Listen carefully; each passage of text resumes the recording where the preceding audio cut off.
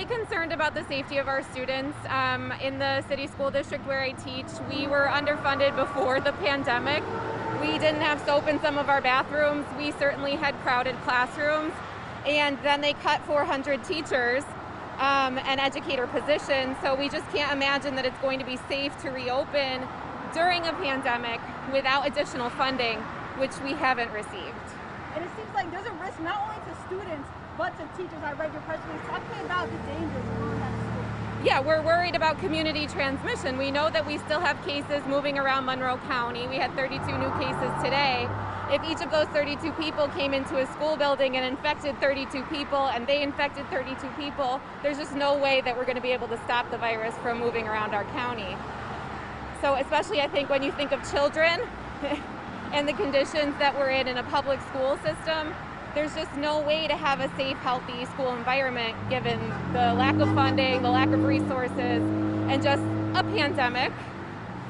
How important is it that you guys receive more resources, more funding? What can that help you do? It's pretty crucial. I think that a lot of parents want to see schools reopen fully, but the only way to do that would be to essentially double the funding that we're getting right now and to invest in things like outdoor classrooms.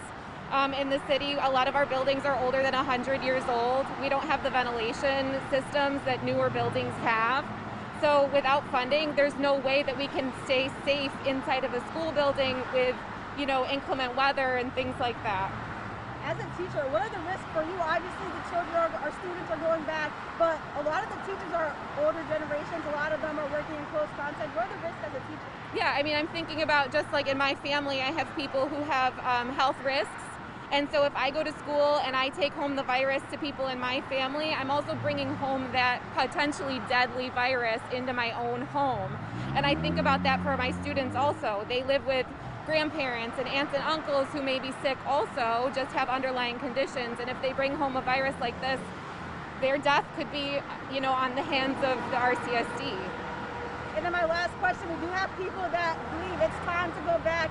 Do you think the risk outweighs sort of the cost of what could happen if we don't send students back to school? I think that they need to put their money where their mouth is. So if they want schools to reopen fully, then we're going to need the money to do that.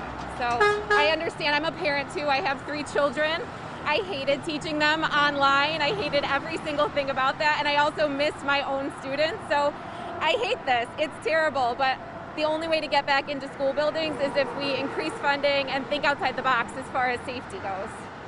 Okay, that's all my question. Anything else you want to say?